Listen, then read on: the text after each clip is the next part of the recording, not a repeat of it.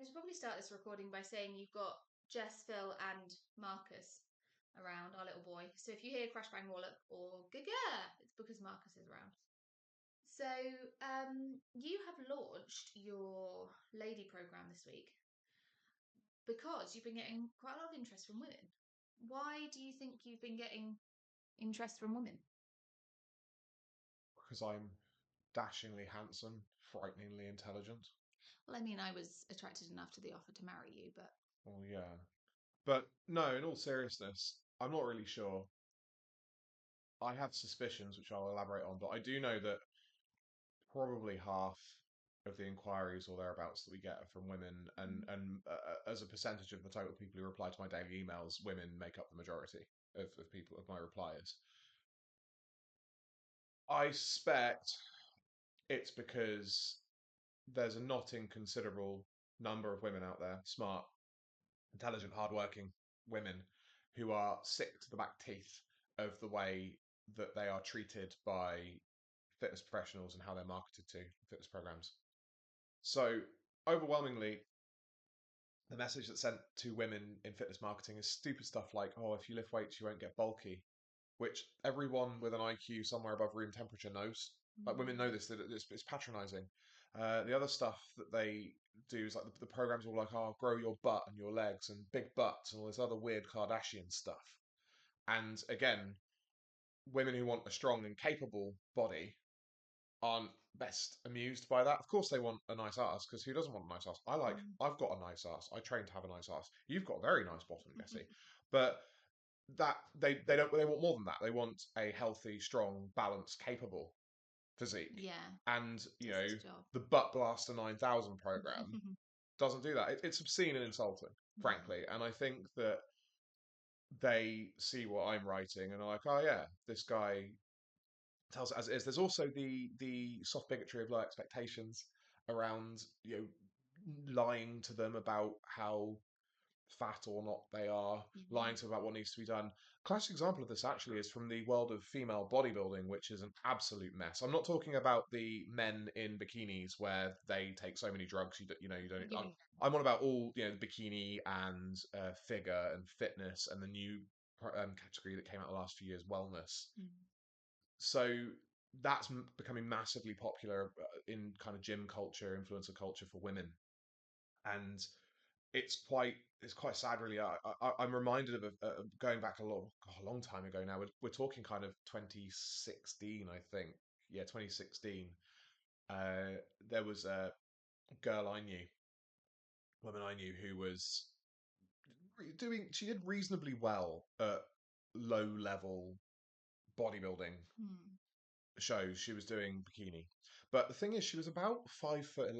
She's really tall. Yeah. Now, what people don't know is bodybuilders are pretty much exclusively short. People like Arnold Schwarzenegger, who are 6 foot or above, they're outliers. Yeah. Most bodybuilders are between male bodybuilders are between kind of 5'4" and 5'8", top because of just the way it works. So obviously, female bikini figure bodybuilding athletes are even shorter. They're short. She was quite a very tall woman, and she had very big bones, and not in a fat way. She wasn't fat by any stretch of the imagination, but she had quite thick joints, right? And she was never ever in a million years going to get anywhere beyond local competitions because her genetics were such. This is where genetics actually do come into it. Like her build was just not she couldn't get the proportions that are needed to no matter how hard she trained, no matter how hard she dieted, her bones were just too big and her joints too large for her to have the right aesthetic for any of the types of female bodybuilding that she wanted to do. And I told her this. I was working at PT in a gym at a time. I actually told her this, and she was having smoke blown up her ass by some online coach, who was taking her for a few grand, I think, and saying, "Oh, she's going to do this stuff." And she went to this big show to try and get a pro card. Because I don't know if people know this, but there's amateur bodybuilding and professional bodybuilding. To compete in professional shows, you have to have what's called a pro card. So you have to win or place very highly at one of the qualifying shows. And she went and she trained really hard for this, like absolutely trained harder than I think I've ever seen anyone training before. I was blown away by this. And she went to the show and she didn't even place. She didn't even play. So she went from kind of stomping local competition, because you look at kind of local bodybuilding shows, people turn up the absolute mess. It's a bit like a fun run. You go to a local 10K, most people are coming in at over an hour, and Yeah. but she went and she got absolutely stopped, and she was absolutely devastated, and she ended up stopping training and put on loads and loads and loads of weight. I lost touch with her shortly after that because I moved away, but yeah, I know that she'd stopped training, and very quickly she rebounded really hard, put on loads of weight, and absolutely destroyed her. So I guess kind of a roundabout way of what I'm saying is that I don't lie. I'll say the truth, even if it's very upsetting to people, because ultimately, I think it's more. I think it's going to hurt you more in the long run if someone bullshits you about your capabilities or the reality of your situation, right? I've been thinking more about why it is, and I have an idea. Obviously, we started out with your first book on training, Lift, which was a letter to, Open letter to every man who has ever wanted a powerful physique. but it's aimed at serious adult men who have other responsibilities in life, right? And Yes. that's kind of still the target of who you work with. And when you look at serious adult women who have other responsibilities in life, they've got kids, they've got a job, they want biggest bang for their buck. They want to get the best out of their body for the least time in the gym. Maximum muscle, minimum fuss. Yeah, they want to be fit and healthy, but I think there's less. I mean, there is a big women gym culture, but once you've had children, I think that does drop off a lot more for women than it does for men. And so this idea of wanting just Well, to, it's that soft bigotry of low expectations again.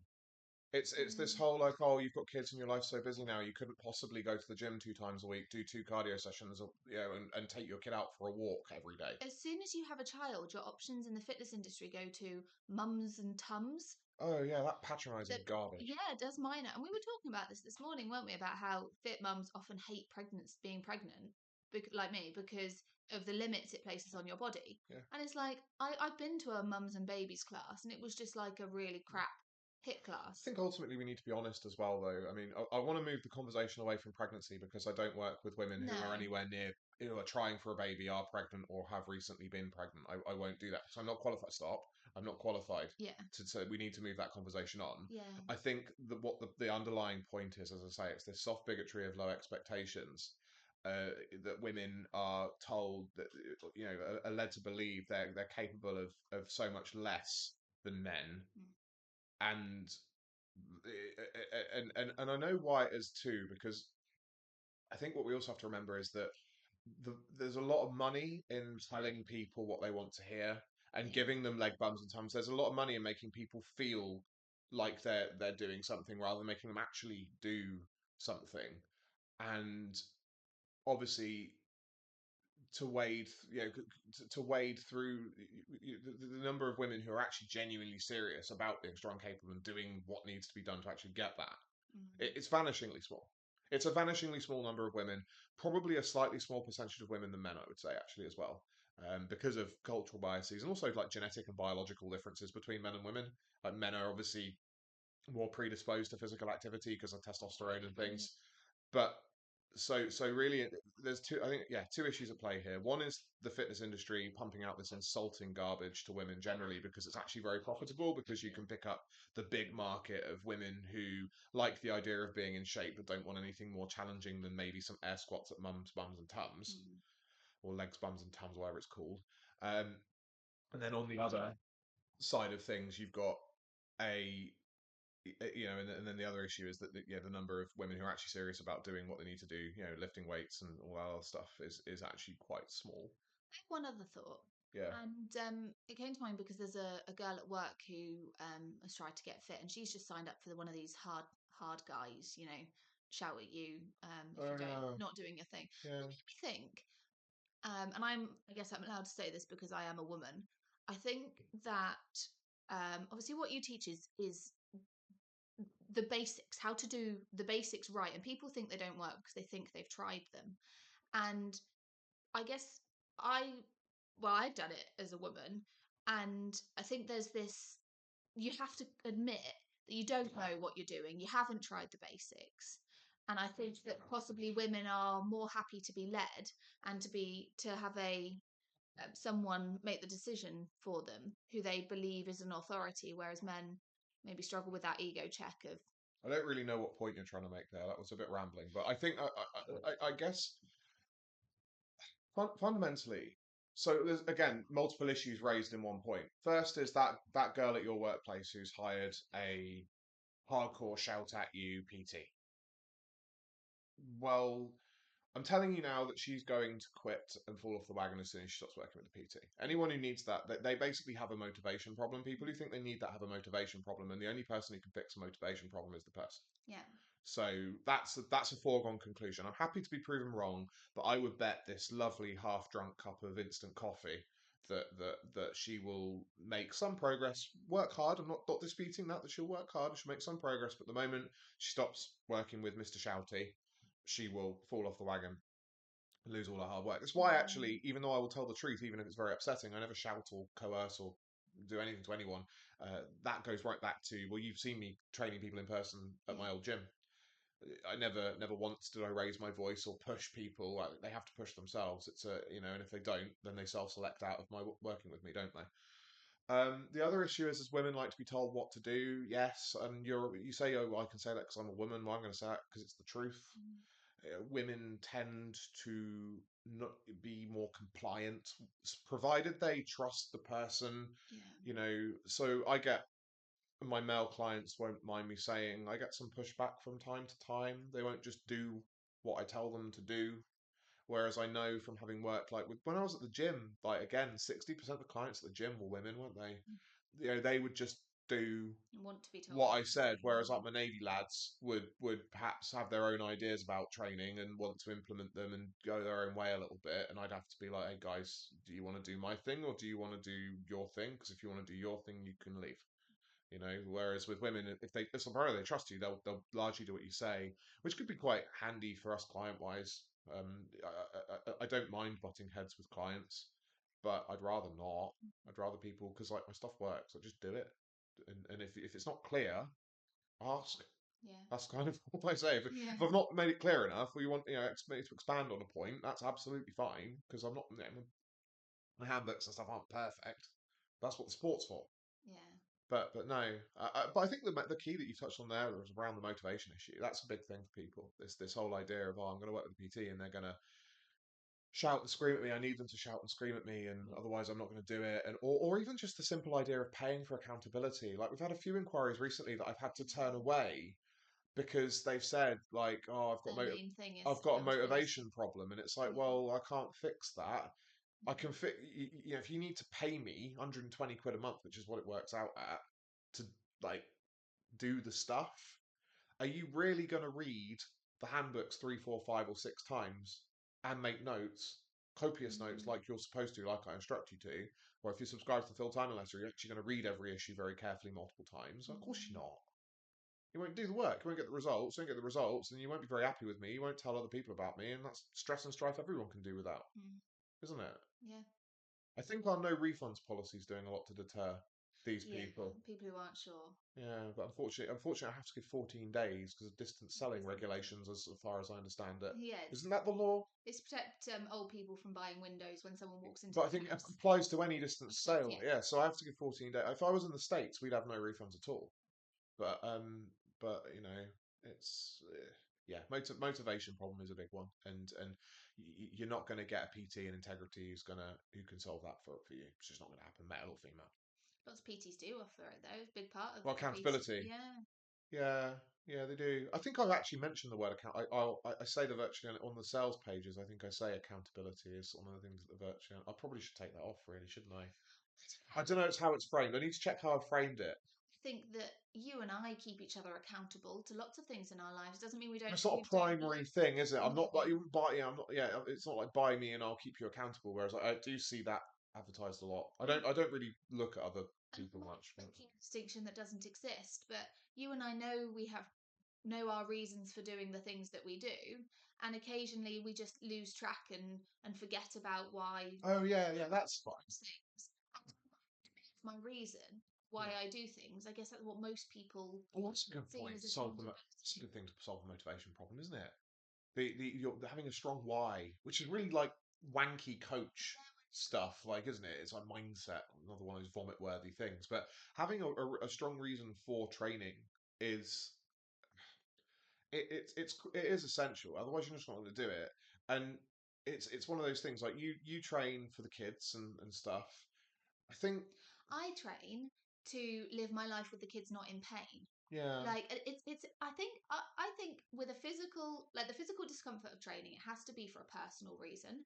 Like if it's too outside of yourself, it's not strong enough. I mean, I was profusely bullied as a child. Like, as my earliest memories of school are being called. There was a film in the '90s, Flubber, that came out. Yeah. That's one of my earliest school memories of being called Flubber, and like, that persisted. Like, and that childhood bullying actually is my reason for I training. had something similar. I used to be a member of a sailing club, and I was in a swimming costume. I can't have been more than about 12 or 13, and there was a lad I quite liked, and we were getting a drink from the galley, and he said, he said, "Are you okay?" I said, "Yeah, I'm just a bit worried about being fat," and he said, "Well, do something about it then."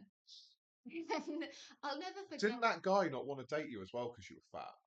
I'm sure there were plenty. I don't think any of them ever told me. No, but I think that was the reason. Yeah. And then there was the time I sat in my car and my fat touched my fat, and I decided that Yeah. I didn't like that enough. And then there was the back pain I got after having Connie. And I think that they're all that, yes, they benefit the children and you, but they're ultimately, I just don't want to do my life. I want my life to be as easy as possible to do the things that I enjoy. The inverse works too, because obviously me and Jess were both very fat. Jess was fatter than me, I think, proportionally, Mm. at one point. Sorry, My height and gender. yeah, but such a dick, aren't I? Yeah. No, I so think in actual, I think you were about 17, 18 stone. I only ever got to about 15. yeah, but you're like, anyway, Anyway. details. I'm just being a dick. So we were both fat. I think it's important to note because, and this is another one of those uncomfortable truths, that fat people generally make quite poor PT clients because the reason you're fat's largely due to like low motivation, poor habits, Yeah. lying. You know, if you're fat, the first part you lie to yourself every day about how much food you're actually eating, for example. Hang on, I was gonna don't also. interject. I'm a little thought. Okay. You know, lying and all these other things. That's quite common among fat people, and that does lend them to being poor clients. A lot of the time as well, like when I get inquiries, people who inquire and then do nothing about it, like I send them the information and then they get back to me, or Mm. ghost for want of a better term. They're always fat. It never happens with thin guys. So I think it's important. So we are biased towards. So, but I think but my point is that me and Jess are both fat, and everything I've just said about being fat and about self-image and all this other stuff applies equally to guys who are very thin, Yeah. who look in the mirror and feel weedy and weak and genuinely struggle with things, because just as fat people struggle in life due to Mm. physical weakness and infirmity, thin people do as well. They tend to struggle less with stuff like minor illness and injury and things because they tend to be much more like kind of like normal biomechanically, Yeah. and obviously better immunity and things because they're not fat, but they do struggle with obviously body image being a big one, but also kind of like physical tasks, like manual tasks. Being men, they want to be useful and strong and things, and they're just not. They're just weak and weedy, and for them, the stuff that we do with the strength training and slapping some muscle on the frame is utterly transformative. Yeah. It's utterly transformative. It's actually easier to get to that point from a thin base as well. Mm. It's much easier to get to that point, even if you're a bit older. There's a lot of there's a lot of stuff out there in the fitness industry for so-called hard gainers. It was a really popular term in the 2000s. Less of a niche now because most people are fat. Yeah. But it was certainly a massive thing. In fact, the first fitness information product that was ever bought for me by a girlfriend at the time was the Hard Gainers Bodybuilding Handbook. I can't remember who it was by. That's a burn. Your girlfriend buying Oh you no, that. so I'm not hard gainer. I'm I need to fucking follow you. obese. I'm fucking obese, right? It was a massive thing. For hard gainers, but really, actually, this a lot of the reason why these guys struggle to put on the hard gainer phenomenon basically doesn't exist. It's just you're not training properly, not eating Mm. enough. That's kind of it. And do your full body workouts based on the big compound movements, and yes, indeed, do conditioning work as well. People think, oh, what, you're encouraging thin people to do cardio, Phil? What are you, some sort of charlatan who doesn't know Yeah. what he's talking about? It's like, no, anyone who's weak and out of shape, you have to be strong and in shape Yeah. because they feed into one another, and you have to build up. And actually, if you're so detrained because you're super weedy, you're like Skeletor, right? You're doing things like sprints and running, do things like on the road will actually toughen up, muscles, connective tissues, bones, which will then help you lift more weight, and then it's a virtuous cycle. So the downside is you have to eat more, which is I know thing guys struggle with, and if they struggle with it that badly, they need to see a dietitian, because I can't, beyond eat more and eat what you're supposed to be eating. That's kind of the limit of the diet advice. You can have that for free. I was just going to add, when you were talking about fat people lie, Mm. one of the biggest things that I've had to unpack with myself is about what is healthy. What is healthy, and I won't go into too much detail because you said What's this like got to do with lying? I lied to myself about what is healthy. Like I was like, oh, processed ham is ham. It's healthy. Anyway, without too much detail. The other thing I was, think that's just intellectual laziness more than lying, because you could look that up. yeah, but well, I guess I always knew actually what was healthy, but lied to Oh myself yeah, that will because, do. Yeah, yeah, yeah, yeah. The other that's thing close is, enough. yeah, yeah, I suppose that. But going back to the reason thing, Yeah. I think there has been more pushback among women because of, I guess because the weight thing does affect women in their attractiveness and their desire for men and stuff. I think there are women who are waking up to the fact that they are in control of themselves and therefore do want to make serious change. And Yeah, they've and you're not going to get it at a legs, bums, and tums class, nor are you going to get it from hiring a rent-a-friend PT to follow you around the gym and put you on the machines. Like, it's just not going also to happen. waking up to the crazy promises. Oh, promises. Oh, that's a good one, isn't it? Yes, crazy promises. You will lose X Mm, kilos in Y weeks, or you'll gain A muscle in B months, or whatever. yeah. Yeah, the thing is, right, with the crazy promises, they're not untrue. This is an important point, because we have to assume good faith. In the same way as I assume everyone's natural until they either tell me or I see them injecting themselves with steroids, right? It's just a better way to live, is to assume good faith in others. But the methods that they're using, let's just use weight loss because it's just easier. I will help you lose 5 kilos in 6 weeks or whatever. You get a six pack, right? The method that they will use to achieve those goals will most likely work. It will be an effective method to lose the weight and to get the six pack. Where the claims become questionable, is this quantitative element. This because what are you basing that on? What percentage of your clients have actually done that? Because if it's just you and maybe 1 out of 100 clients that you've done who've actually attained that, so you prove that it's possible, but it's not possible for everyone. And then what happens is, if you're going to be honest about it, well, then they're usually not. But you have these giant disclaimers in the footer of the web pages saying, can't guarantee results, blah blah blah blah blah. Well, then why not just say that? Which is why, because really what these people are actually doing is they're offering a how-to. So they're going to show you how to lose weight. Yeah. This is a weight loss methodology, how to do this. Where it gets questionable is, as I say, the quantitative claims. Like, let's use strength training. There's a PT who, I think he's got some sort of problem with me. I'm not really sure, but it happens from time to time. And he's asking me, if I work with you, how much weight would I put on this particular lift? If I follow on your programs. I don't really know.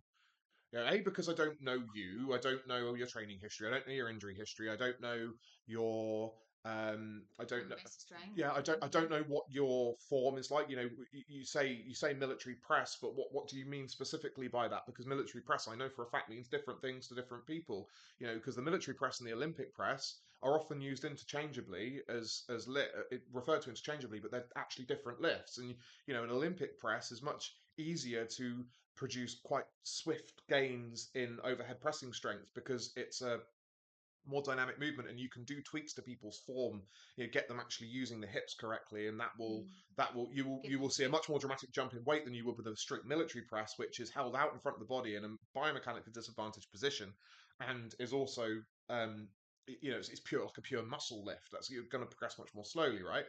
So I can't answer the question. It's the point. So I Yeah. wouldn't make a quantitative claim. I just wouldn't. So I just don't. There are people out there though who have been doing the thing long enough who could potentially make those sorts of claims on average. You would take like a mean strength increase, for example. I'm not good at maths, Jess, so feel free to interject.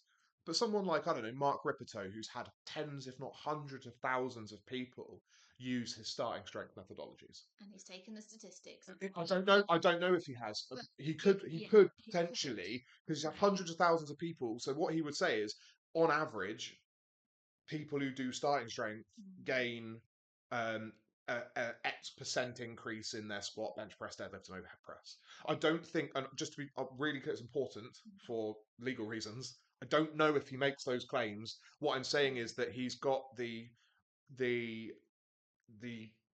base of data to make a statistically significant claim about, on average, people who do this get that. 99% of fitness professionals on the internet and at your local gym, and I include myself in that, do not have not trained enough people, have not had enough people go through our methodologies to make quantitative claims. It's not possible. It makes me think of the one of the insurance comparison websites that say save up to this number of pounds, and then at the end of it's a radio advert. At the end, Yeah. they say 51% of people saved this much on their car insurance. Yeah. Because they have the data. Yeah. And they're making the claim based on most people. But these online coaches and things, like Just don't 9 have the times out of numbers. 10, they don't have the numbers. So what they have is a how-to, which is why I said, how to get strong and in shape. My methods explain how to get strong and in shape. By how much? I don't know. I can't say. Maybe nothing. Maybe a lot. Don't know. Just you're gonna have to take the word on it. Yeah. And if you don't like that, go and fucking buy Mark Ripito's Starting Strength book. Don't try and jigsaw it together from the free stuff you get on the internet, because that's not the program. Go and buy the book. It's like 50 quid, maybe 60 quid. It's cheaper than my books. Go buy it. Go do it if you want that surety. But if you want like coaching, well, you're gonna have to fly out to America and go train at Rip's gym. Yeah. Because he doesn't do online coaching. I think there are like online starting strength coaches, but they're not him. So if you want, the monkey, not the organ grinder, you're gonna have to fly out to the States and pay a lot of money. Or you could shell out 360 quid to work with me for 3 months. I'm not going to guarantee you any specific results, but at least you get that. And this It's is the difference. And you've not entered into the data paradigm of trying to quantify results and back them up with insignificant data. yes, statistically insignificant. But Yeah. what you have done is display enough of your methodologies and thoughts. Do you think this is going to work for you? Do you like me? Free articles, via what you do, so that people can consider your methodologies rather than your results. I would just say, read my stuff. Well, the first question is, do you like me? Because if you don't like me, you're not going to like what I write. So there's no fucking point in us working together. No, so do you like me based on what you know of me from listening to this? And if you've listened this way at 27 minutes and 59 seconds, you are going to like me, right? But that's the first step. But then, do you believe what I'm saying is going to work for you? Do you believe that you can train 2 days a week, like lift weights 2 days a week? Do you believe that you do 2 days a week of hard cardio? Do you believe that you can walk every day without fail? Do you believe that's going to work for you in your situation? Yes or no? That you have to, then by all means consider working with me. But if not, then don't go work. Go find someone else. It doesn't offend me in any way. I was going to say something else, but I've forgotten now. Bombshell at 28 minutes. Well, yeah. No, I'm going to do some pitching first. First one, we mentioned the lady program several times. So if you are a lady, this is for women only. For several reasons I won't go into now because we're hopping on a bit. But if you're a lady who wants to get strong and in shape and you're sick to the back teeth of dealing with patronizing fitness messaging that is essentially selling you short due to the soft bigotry of low expectations, then please go to philtimon.co.uk/lady and read about the lady program. If you think it'll work for you per what we've just talked about, then slot in an application. I cannot guarantee that your application will be successful, and this isn't a salesy marketing fake thing. It's a genuinely, if I don't think that you're a good fit based on the answers that you give to the questionnaire, then I'm going to turn you away. But you got nothing to lose by putting in an application. Says that. There's also my email list, my daily emails. If you're not on the emails, go get them. There's a bribe for you when you sign up in the form of my free ebook, How to Build Muscle and Strength the Natural Way, which I've been told by a handful of people is very useful. And the daily emails, I'm also told quite regularly actually by people who are on my list replying to me, mostly women as we've talked about, saying they're very good. So there's that. That's philtimon.co.uk/report, which is on the screen. And yeah, that'll do. All right, next week.